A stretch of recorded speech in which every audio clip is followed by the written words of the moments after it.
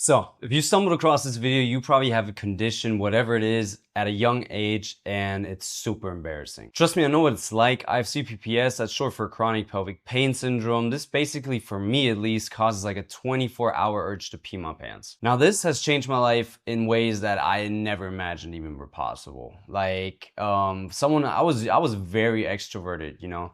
I did a lot of things. I was always going out. I was always enjoying life, and basically have just become this kind of secluded person now. Things I used to enjoy, like sports, gym, and all those things I never even batted an eye at, and suddenly I can't do those things the way I used to. The biggest thing I feel like that is also very embarrassing for people my age, whatever your condition is, for me it's, a bladder problem, is it is just not comfortable to talk about. Other conditions where it's more maybe outside of that area or whatever it is, you can talk about it a bit more. If I had maybe like migraines, if I had spasms, if I had epilepsy, if I had things like that, I'd probably be even more open talking about it than I am already. And maybe that's exactly the point. Like, if I'm scared to talk about it, there's something wrong with the topic. That's something that I'm trying to work on. And the more people join me in that cause, the more we can maybe get to a point where we don't even think about it being weird in the first place, Especially if you have an illness, maybe it's tied to your stomach, maybe you have something like IBS, or you have different bladder problems, even something that's not even really that big of a deal, like excessive sweating. Like I've had what's it called? Hyper hydro, what what it's called, like the excessive sweating disease. I know of a couple people that have it, like they will just sweat gallons and gallons of water out. But even something like that is very embarrassing, especially in a young age, and especially for young people, we're so tied to what other people perceive us as. And the thing that I've been just really working on is just, first of all, figuring out what people, like, whose opinion even matters to me. You get so caught up on, what does that person think of me? What does that person think of me? But who are these people even in the first place? Like, the only people that now have really, like, I just do not necessarily always want them to know directly is maybe, if it's work related, because if you want to apply for a job and something and you have a condition that might cause you to not be able to do certain things, that can be a whole nother tedious, like, thing in itself. But when it comes to, like, people in my, like, inner circles, or people that I'm friends with, people I associate myself with, if I'm too embarrassed to, like, talk to these people about it, then these people should not be my friends.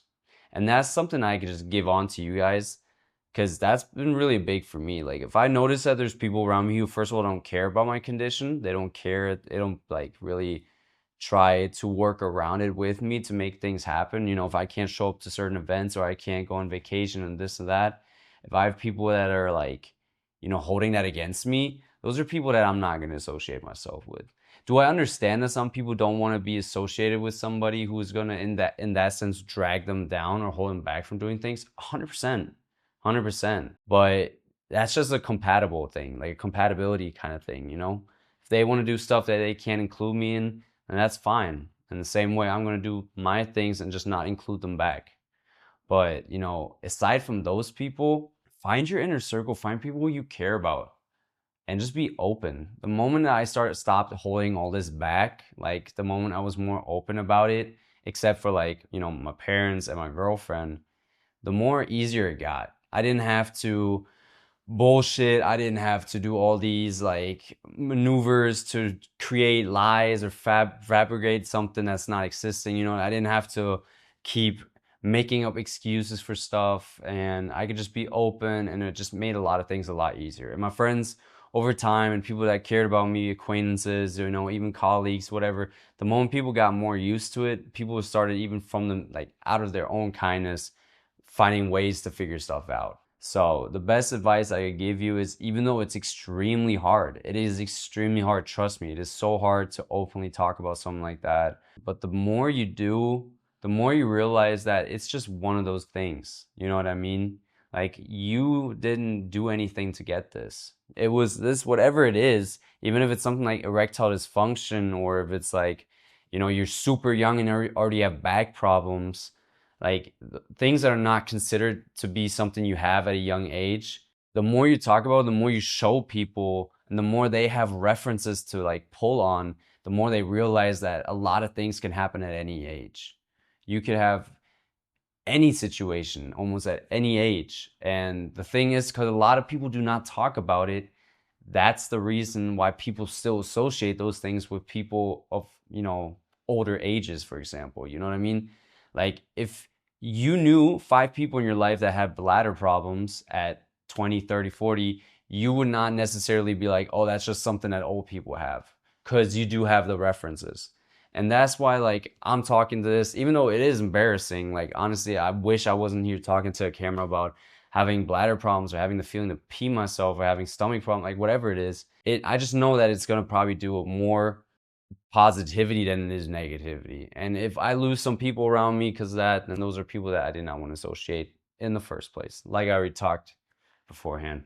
So, you know, from the bottom of my heart, onto you, if you feel like you're doing something or you're dealing with something that is in your mind embarrassing. I get it 100%. I suffer from like things like acne. Even I suffered from acne like for a while. I still got bad acne scars, but trying to live your life to hide something that is very like in your life, present in your life, is not going to do you good. So let go and stop trying to please everybody. The people who are gonna care are people who are gonna care, and the people who talk behind your back, like all the people that I used to think about back when I was younger, like, oh, they're gonna talk, no, nobody can know I have all. Those are all people that I don't even know what they're doing anymore. Because as a teenager, as a young adult, whatever, I was so hyper fixated on what everybody thinks about me and people talk. I don't even know these people anymore. So that's the best advice I can give to you, man. If you want more videos and just want me to talk more and just share my situation to maybe motivate you, man, leave a subscribe. Leave subscribe. So if you guys want more videos of me just openly talking about my situation to maybe give you some motivation, to maybe not make you feel as alone, man, subscribe and leave a comment about what I should talk about next.